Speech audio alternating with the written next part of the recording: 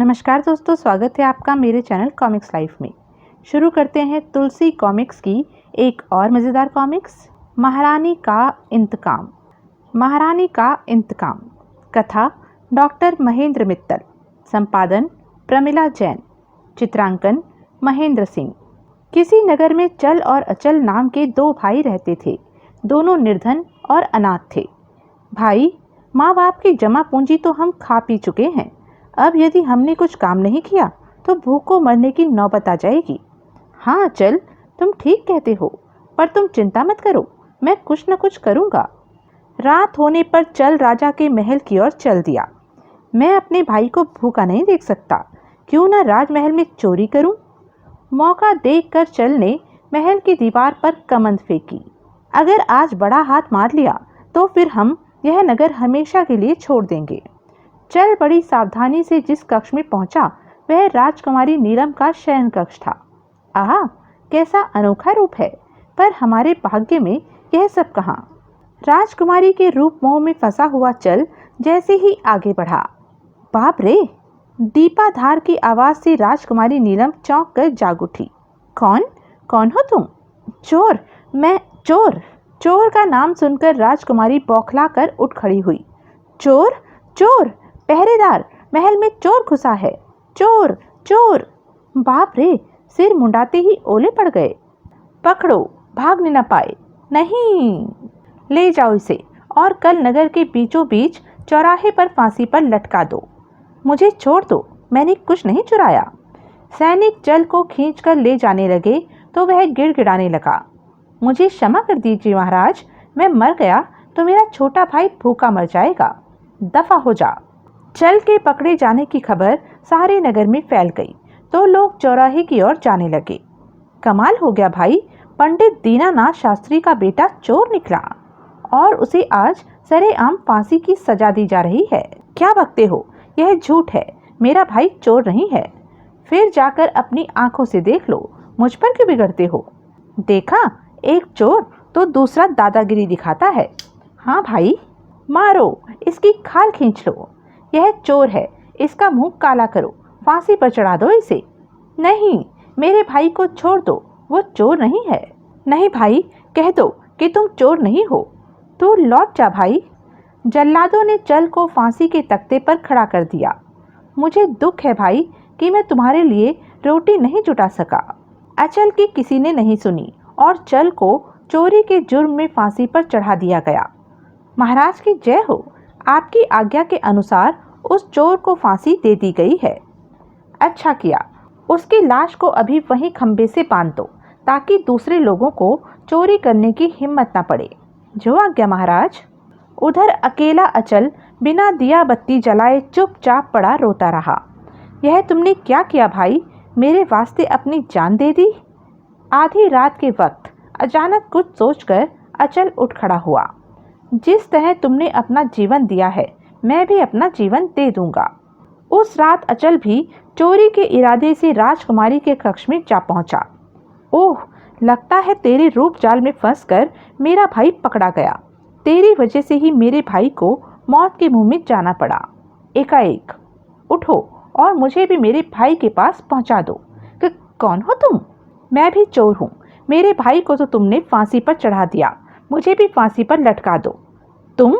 तुम भी पंडित दीनानाथ शास्त्री के बेटे हो? हाँ, एक को तो तुमने फांसी पर चढ़ा दिया, अब मुझे भी। नहीं, तुम मुझे गलत समझ रहे हो। मैंने तुम्हारे भाई को मौत की सजा नहीं दिलाई। यह सब अचानक हो गया, मेरा इसमें कोई दोष नहीं है। खूब, अचानक एक जिंदगी खत्म हो गई और तुम कहती हो तुम्हारा कोई दोष नहीं। मैं सच कहती हूँ, चाहे बदले में तुम मेरा जीवन ले लो। सहसा अचल ने राजकुमारी नीलम की कलाई पकड़ ली। अगर ऐसा है तो तुम मेरे साथ चलो। मैं तुम्हारे पिता को तुमसे दूर करके ऐसी सजा दूंगा कि वे फिर कभी बिना सोचे समझे किसी को सजा नहीं देंगे। ठीक है, चलो। इधर से नहीं, इधर सख्त पहरा है, हम गुप्त मार्ग से बाहर जाएंगे। और अगर तुमने धोखा दिया तो? यह लो, अगर मैं तुम्हें धोखा दूं तो इस कटार से तत्काल मेरी हत्या कर देना। ठीक है। कुछ देर बाद दोनों एक गुप्त सुरंग में गुजरे। आओ, यह रास्ता महल के बाहर दूर जंगल में निकलता है, मगर मैं तुम्हें ऐसी जगह लेकर चलूंगा जहां तुम्हारे पिता तुम्हें कभी खोज नहीं पाएंगे। मैं अब तुम्हारे साथ हूँ, तुम कहीं भी मुझे ले चलो। तुम्हारी मर्जी के बिना मैं कभी अपने पिता से नहीं मिलूंगी। तुम्हारे इस तरह गायब हो जाने से लोग तरह तरह की बातें करेंगे।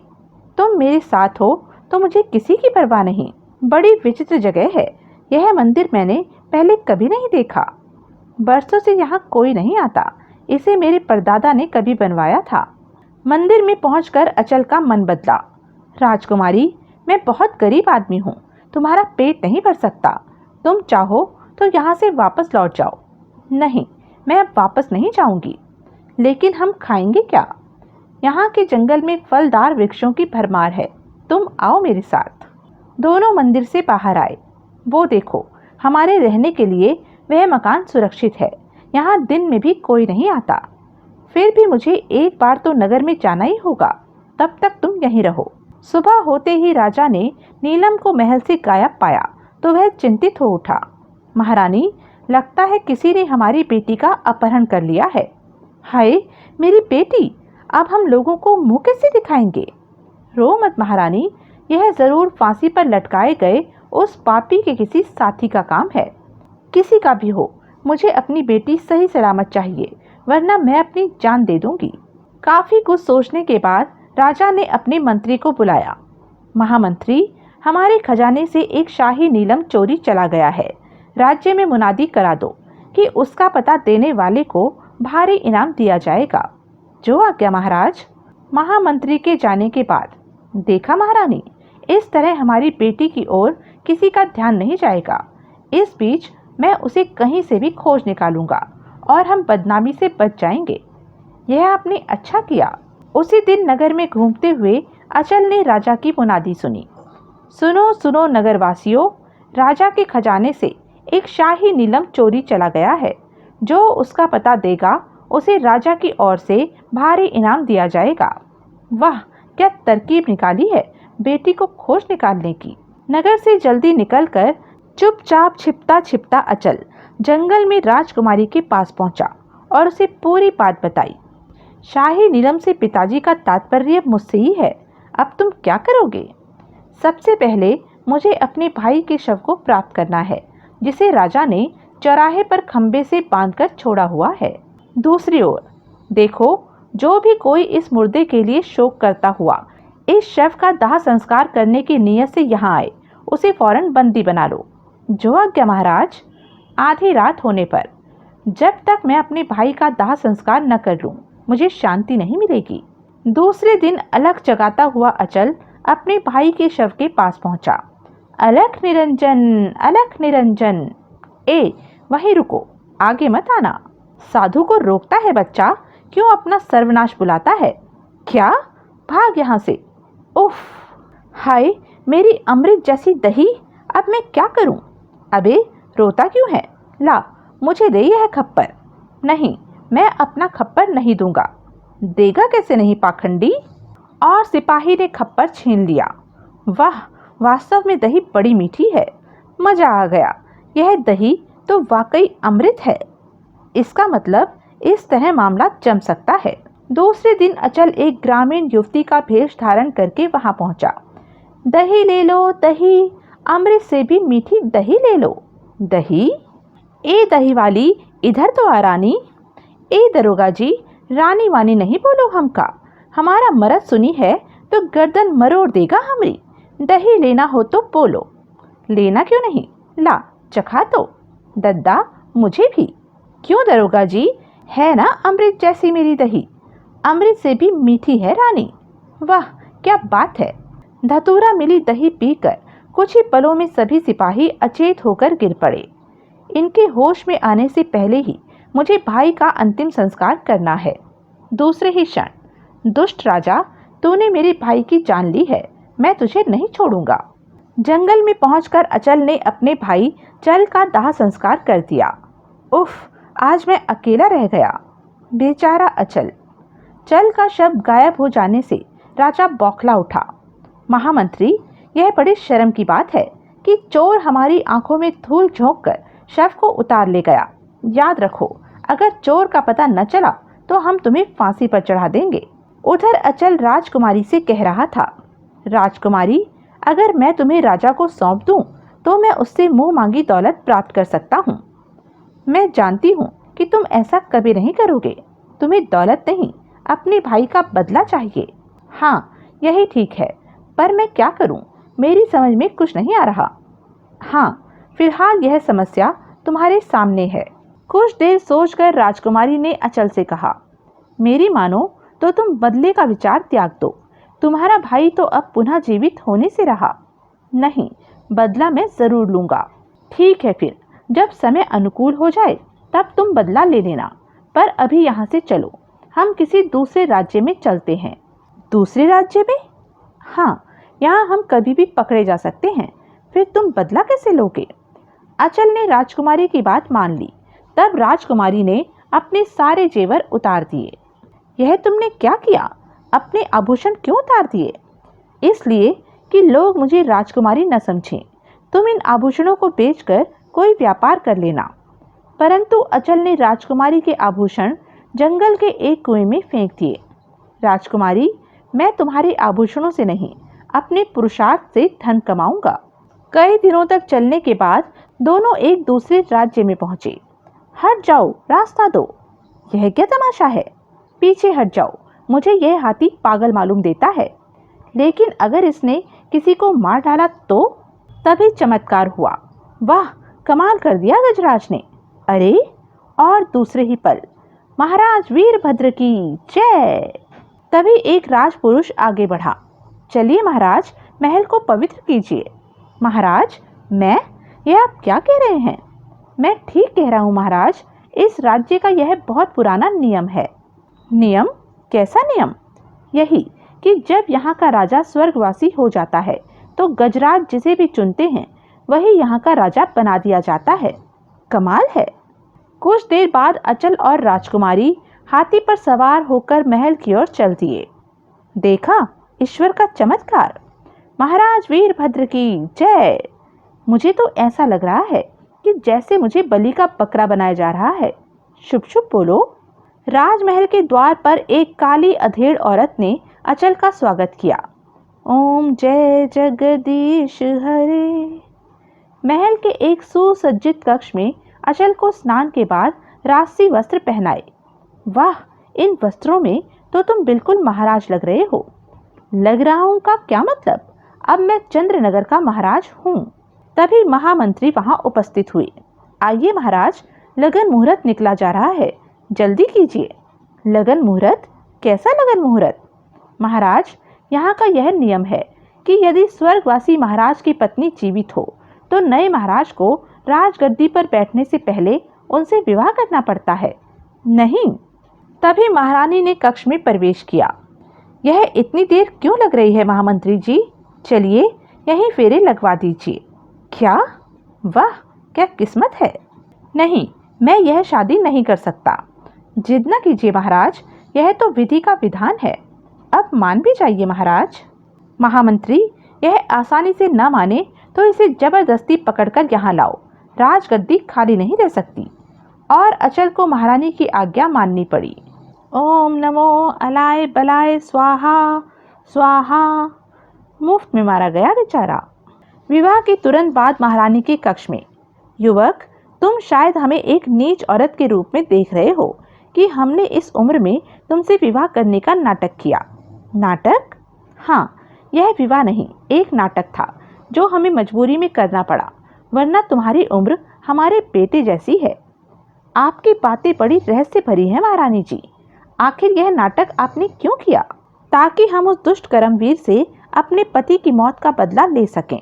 कर्मवीर? वीरपुर का राजा? हाँ, वही दुष्ट जिसकी बेटी नीलम को तुम भगा लाए हो और जिसने तुम्हारे भाई चल को बीच चौराहे पर फांसी लगवाकर मार डाला है। हाँ, यह सच है, परंतु आपको यह सब कैसे मालूम है? मेरे जासूस पूरे क्षेत्र में फैले हुए हैं। वे उस वक्त से तुम्हारे पीछे लगे हुए थे जब तुमने अपने भाई का शव सिपाहियों को उल्लू बनाकर प्राप्त किया। ओह, पर आपने यह शादी क्यों रचाई? इसलिए कि मुझे तुम्हारे जैसे दिमाग वाले आदमी की जरूरत थी जिसे मैं राजगद्दी सौंप सकूं और अपना बदला ले सकूं। गजराज को सिखा पढ़ाकर मेरे आदमी ही तुम्हारे सामने पहुंचे थे ताकि तुम्हें यहाँ का राजा घोषित किया जा सके। लेकिन तुम्हें घबराने की जरूरत नहीं है। मैंने पहले कहा था कि यह विवाह एक नाटक है। तुम्हारी असली शादी नीलम से ही होगी। परंतु मुझे करना क्या होगा? आप मुझे साफ साफ पूरी बात बताएं। अचल, शायद तुम यह नहीं जानते कि राजा करमवीर की पत्नी मेरी छोटी बहन है। अरे, फिर भी उस दुष्ट ने आपके पति की हत्या कर दी। कैसे? यह सब कैसे और क्यों कर हुआ? अचल, संथाल परगने में वीरपुर और चंद्रनगर के यह दो बड़े राज्य हैं। मेरा मैका वीरपुर राज्य के कंचनगढ़ में है। मेरे पिता कंचनगढ़ के मुखिया थे। मेरी बहन चंद्रा सुंदर थी और मैं बदसूरत। एक दिन हमारे घर के पास गुजरते हुए चंद्रनगर के राजा वीरभद्र ने मेरी छोटी बहन चंद्रा को देखा। आहा, क्या रूप है! काश मैं इससे विवाह कर पाता। देखो तो किस तरह घूर कर देख रहा है, लंपट कहीं का। पता लगाकर राजा वीरभद्र ने दूसरे दिन विवाह का प्रस्ताव मेरे पिता के पास भेजा। मुखिया जी, आपकी कन्या बड़ी भाग्यवान है। महाराज वीरभद्र ने आपकी कन्या चंद्रा के लिए विवाह का यह प्रस्ताव भेजा है। महाराज का प्रस्ताव मुझे स्वीकार है पंडित जी। यह तो मेरा अहोभाग्य है। निश्चित दिन महाराज गाजे बाजे के साथ मेरी बहन को ब्याहने आए। लेकिन उस समय घर के भीतर एक दूसरा ही कांड हो रहा था। मुखिया के बच्चे मेरे रहते तो इस चंद्रमुखी का विवाह दूसरे राज्य में कर रहा है। धनी, छोड़ दो मेरी बेटी को, मेरी इज्जत बख्श दो। हरामजादे, तू रोकेगा मुझे? हट जा सामने से। आह बापू, आह, अब मैं क्या करूं कृष्णा बेटी? मैं राजा को क्या मुंह दिखाऊंगा? राजा वीरभद्र को पता चला तो वह गुस्से से भर उठा। महामंत्री, वीरपुर पर इसी वक्त हमला बोल दो। उस दुष्ट का इतना साहस! थोड़ा सब्र से काम लीजिए महाराज, महामंत्री ने राजा को समझाया। महाराज, इस वक्त हमला करके हम करमवीर का कुछ भी न बिगाड़ पाएंगे, और जिस लड़की के पैर एक बार ड्योढ़ी से बाहर निकल जाएं, उसे क्या आप नहीं। लेकिन राजा वीरभद्र खाली हाथ लौटकर अपनी जग हसाई नहीं कराना चाहते थे। उन्हें मजबूरी में मेरे मरते हुए बाप से मेरा हाथ मांगना पड़ा। महाराज, आपने मेरी इज्जत रख ली और मेरे सर से एक बड़ा भारी बोझ उतार दिया। भगवान आपका भला करे। मुखिया जी, हम कृष्णा को पूरे सुख में रखेंगे। परंतु उसी दिन से दोनों राज्यों में घोर दुश्मनी हो गई और फिर 20 साल बाद करमवीर एक दिन मेरे पति से मिलने आया। महाराज, हम लोग बहुत दिन तक दुश्मनी पाले रहे। आइए अब हम संधि कर लें और सुख चैन से रहें। निकल जाओ यहाँ से, मैं तुम्हारी सूरत तक देखना नहीं चाहता। परंतु करमवीर तो पूरे इंतजाम से वहां आया था। नहीं चाहता तो यह ले। आह हत्यारे, मैं तेरा खून पी जाऊंगी। गुस्सा मत करो रानी, मुझे अब अपना पति समझो। यह राज्य भी अब मेरा है, परंतु इस राज्य पर अधिकार करने की उसकी अभिलाषा पूर्ण नहीं हो सकी। मेरे वफादार सैनिकों ने उसे खदेड़ दिया। मैं उस कमीने को जीवित नहीं छोड़ूंगा महारानी जी, परंतु उसे ताकत से नहीं, छल से मारना होगा, उसी तरह जैसे उसने मेरे पति को मारा था, क्योंकि उसकी ताकत बहुत ज़्यादा है। ऐसा ही होगा महारानी जी, मैं आपका व अपना बदला उससे ज़रूर लूँगा। जिस दिन हम अपना इंतकाम ले लेंगे अचल, उसी दिन नीलम से तुम्हारी शादी होगी, और यहाँ के राजा तो तुम आज भी हो, बाद में भी रहोगे। राज्य का मुझे लालच नहीं है महारानी जी। अचल अपने कक्ष में लौटा तो उसे नीलम कहीं दिखाई नहीं दी। महामंत्री जी, मेरे साथ एक लड़की थी, वह कहाँ चली गई? महाराज, आपकी शादी होते देखकर वह खिसक जाना चाहती थी, पर हमने उसे बंदी बना लिया। वह जहाँ भी हो उसे मेरे सामने लाओ। जो आज्ञा महाराज। थोड़ी देर बाद नीलम को सामने लाया गया। तुम कहाँ भागी जा रही थी? अब मेरा यहाँ क्या काम? आपको राज्य मिल गया और पत्नी भी, फिर मैं? अचल ने सिपाहियों को वापस भेजकर नीलम को पूरा किस्सा सुनाया। अब बोलो, क्या कहती हो तुम? उफ, मैं नहीं जानती थी कि मेरे पिता हत्यारे ही नहीं, इतने नीच भी हैं। मुझे शर्म आ रही है उन्हें अपना पिता कहते हुए। दूसरे दिन अचल और नीलम छद्म वेश में वीरपुर पहुंचे। अब तुम जाओ और जैसा कहा है वैसा ही करना। ठीक है। नीलम महल में राजा करमवीर के पास पहुंची। महाराज, दुहाई हो, मैं राजकुमारी जी का एक गुप्त संदेशा लाई हूँ। हमारी बेटी कहाँ है वह? क्या संदेशा लाई हो? जल्दी बताओ। राजा ने तत्काल सिपाहियों को वहां से हटा दिया। हाँ, अब बोलो, क्या संदेशा है? महाराज, मंदिर वाले जंगल में मेरे धनी ने एक युवक के साथ उसे जाते देखा था। वह युवक उन्हें जबरन ले जा रहा था और राजकुमारी जी बहुत रो रही थी। हाय मेरी बेटी, कहाँ है वह? पता नहीं उस पर क्या क्या जुल्म ढाए जा रहे होंगे। तुम चुप रहो, तुम्हारे रोने धोने से उसका पता नहीं लगेगा। मुझे पूरी बात पूछने दो। कुछ भी पूछो, पर मुझे मेरी बेटी चाहिए। महारानी जी, बेटी तो आपको मिल जाएगी, पर मेरा धनी बोलता है कि महाराज को भेष बदलकर अकेले चंद्रनगर चलना होगा। वह युवक राजकुमारी को लेकर एक सराय में ठहरा हुआ है। चलो, मैं चलता हूँ। कहाँ है तेरा धनी? राजकुमारी अपने पिता को लेकर जंगल में पहुंची। इधर से आइए, आगे फकीर की मड़ैया पर मेरा धनी मिलेगा। वह आपको सराय तक ले जाएगा। नीलम राजा को लेकर एक टूटी फूटी मड़ैया के पास पहुंची। आइए आइए महाराज, अच्छा किया जो आप अकेले ही आए। महाराज, यही है मेरा धनी। जंगल से निकलकर तीनों चंद्रनगर की एक सराय के बाहर पहुंचे। महाराज, यहाँ मैं आपको करमू कहकर पुकारूंगा, नहीं तो आप पहचान लिए जाएंगे। ठीक है, पर मेरी बेटी कहाँ है? भीतर हम उसे देख कर आते हैं। तब तक तो इस पोटली को लेकर यहाँ बैठ करमू। करमू? ठीक है, जल्दी लौटना। अचल सराय में प्रवेश करके नीलम के साथ पिछले दरवाजे से बाहर निकला। नीलम, तू अब सीधी महल में जा, मैं इसे लेकर वहीं आता हूँ। जैसी तुम्हारी मर्जी। नीलम के जाते ही अचल ने अपना ग्रामीण भेष उतार फेंका और राष्ट्रीय पोशाक में घोड़े पर सवार हो गया। आज्ञा महाराज। कोतवाल, सराय के सामने एक चोर बैठा हुआ है, करमू नाम है उसका। उसे पकड़कर दरबार में पेश करो। कोतवाल का जवाब सुने बिना ही अचल पालकी के पीछे घोड़ा दौड़ाते हुए ले गया। सराय के सामने। ए, कौन है तू? यहाँ क्या कर रहा है? सरकार, मेरा नाम करमू है, मैं अपनी बेटी को खोज रहा हूँ। करमू, इस पोटली में क्या है? दिखा तो जरा। नहीं, यह मेरी नहीं है। चोर है साला, महल से जेवर चुरा कर लाया है। पकड़ो इसे और मुश्किल कस दो साले की। नहीं, मैं चोर नहीं हूँ। कुछ देर बाद कोतवाल राजा की मुश्किल कसे हुए दरबार की ओर ले चला। चोर है, मारो साले को। नहीं, मैं चोर नहीं हूँ। कोतवाल राजा को लेकर दरबार में पहुंचा। करमवीर अचल को राजगद्दी पर बैठे देख चौंक पड़ा। धनी, तुम यहाँ के राजा हो? तो तुमने धोखा दिया मुझे।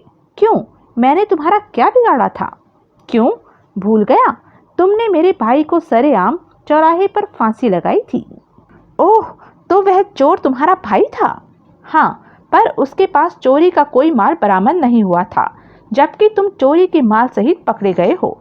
इसके अलावा तुमने अपनी ताकत का गलत इस्तेमाल करके मुखिया की बेटी को जबरन उठाया, उसकी बहन के सुहाग को छल से मिटा डाला और उसका राज्य हड़पने के लिए उस पर बुरी दृष्टि डाली। एक लंबी सूची तुम्हारे गुनाहों की है। बोलो, तुम्हें क्या सजा दे? महाराज, इस दुष्ट को मौत की सजा दीजिए। इसे हमारे हवाले कर दीजिए महाराज, हम इसकी बोटी बोटी कुत्तों को खिला देंगे। हाँ, मैं हत्यारा हूँ, गुनहगार हूँ, चोर हूँ, मुझे फांसी पर चढ़ा दो। मैं अब और अधिक अपमान नहीं सह सकता। ठीक है, इसे फांसी पर चढ़ा दो, यह हमारी आज्ञा है। तभी महारानी कृष्णा नीलम के साथ दरबार में आई। ठहरिए महाराज, भले ही दुष्ट ने मेरे पति की हत्या की है, परंतु मैं अपनी बहन का घर उजड़ते हुए नहीं देख सकती। आप इसे माफ कर दें। ओह, तो यह वीरपुर का राजा करमवीर है। इसे हमारे हवाले कीजिए महाराज, हम इसे जिंदा नहीं छोड़ेंगे। रुक जाओ, कोई भी आगे नहीं बढ़ेगा। यदि महारानी जी ने इसे माफ कर दिया है तो हम भी इसे सजा नहीं देंगे। खोल दो इसके बंधन। पिताजी। और अंत में राजा करमवीर ने अपनी बेटी नीलम का विवाह अचल से कर दिया। सुखी रहो, यह राज्य संभालो और मुझे भगवत भजन करने दो। मैं गुनहगार हूँ, मुझे कभी चैन नहीं मिलेगा। कैसी सुंदर जोड़ी है। तो यह थी तुलसी कॉमिक्स की एक मज़ेदार कॉमिक्स। ऐसी ही मज़ेदार कॉमिक्स के लिए बने रहें मेरे साथ। और हाँ, मेरे चैनल को लाइक, शेयर और सब्सक्राइब करना ना भूलें। धन्यवाद।